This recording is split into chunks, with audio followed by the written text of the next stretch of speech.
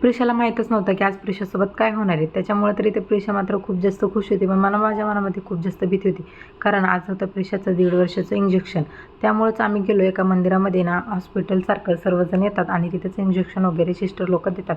मग त्यामुळे आम्ही गेलो. तिथे गेलो तर खूप जास्त गर्दी होती आणि छोटे-छोटे असे लेकरं होते आणि प्रिशाला मात्र लेकरांना बघून आहे ना रडत होती. तर त्यांच्या जवळ जाऊन ती बघत होती नेमकं काय करतात ते.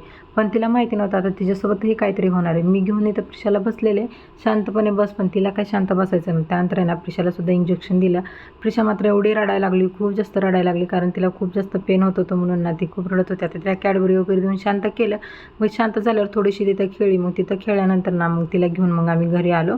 घरी आल्यानंतर तर मला खूप जास्त आहे ना ढोकळा खाण्याची इच्छा झाली होती. मग प्रिशाच्या पप्पांनी आहे ना येता प्रिशाला आहे ना तापाचं औषधसुद्धा घेऊन आले आणि त्यानंतर आहे ना ढोकळासुद्धा आणला. ढोकळा वगैरे खाल्ला आम्ही आणि नंतर आहे ना प्रिशाचा पाय असा दुखायला लागला. ती कधीही एकटी झोपत नाही मनाने, तर त्या दिवशी ना ती एकटीच अशी मनाने झोपली. तिला खूप जास्त तापसुद्धा आलता. मग तिला ना आता थोडंसं बरं वाटण्यासाठी आम्ही दुसऱ्या दिवशीचाच डायरेक्ट व्हिडिओ काढला. रेडी वगैरे झाले आणि प्रिशालासुद्धा छान असं रेडी केलं. आता कोणाला वाटेल का प्रिशाला इंजेक्शन दिलं असं, तर बघा प्रिशा खूप ॲक्टिव्ह आहे. मी आधीपासूनच तुम्हाला सर्वांना सांगितलं की प्रिशा खरंच खूप ॲक्टिव्ह आहे. त्यामुळे ना मस्त असं रेडी वगैरे केले. मस्त पिंक माझी प्रिशा कशी दिसते मला कमेंट करून नक्की सांगा. त्यानंतर आम्ही रेडी वगैरे होऊन बस स्टॉपला गेलो. बस वगैरे भेटली. तिथून पुढे ना डायरेक्ट आम्ही प्रवास केला, ते म्हणजे डायरेक्ट गार्डनमध्ये. आता प्रिशाला झोका वगैरे खेळायला खूप जास्त आवडतं. मग तिथे ना झोका वगैरे तिला ना मस्त असं मामीच्या लेकरांनी खेळवलं वगैरे. आणि हे बघा ह्या पोराला बघून तर मला ना लहानपणाचीच आठवण आली असं. त्यानंतर आम्ही थेट डायरेक्ट सासूबाईच्या घरी गेलो. आता सासूबाईंकडे गेलो तर असा काय माणूस आला होता जे की सगळे प्रकाराचे मस्त असं खायला चिलीमिली बोरं वगैरे आणलेलं. आता चिंच बघून कोणाकोणाला तोंडात पाणी आलं मला कमेंट करून नक्की सांगा.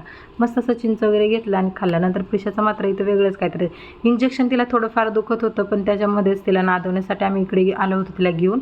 मस्त इथं आईस्क्रीमसुद्धा खायला लागली. आईस्क्रीम तर संपली, पण चमच्याने मात्र तिला खाता येत नाही, तरीसुद्धा तिला ना खायचंच होतं असं. त्यानंतर ना इथे छान असं आत्यांच्या पोरींसोबत तिची चालली होती मस्ती. आता इथं छान असं मस्ती वगैरे करून तिचं चाललं होतं. पाय तर दुखत होता तरीसुद्धा तिला खेळायचंच होतं. त्यानंतर आम्ही जेवण वगैरे करून मग आम्ही निघालो घरी. आता घरी येण्यासाठी आम्हाला खूप जास्त उशीर झाला होता. तर इथं प्रिशाला ना चिडचिड होती ती, कारण तिला दुखतसुद्धा होतं आणि झोपसुद्धा आली तिचा. तर मला माझी व्हिडिओ आवडत असेल लाईक करा, शेअर करा, सोबत आपल्या यूट्यूब चॅनलला सबस्क्राईब करा. चलो बाय बाय.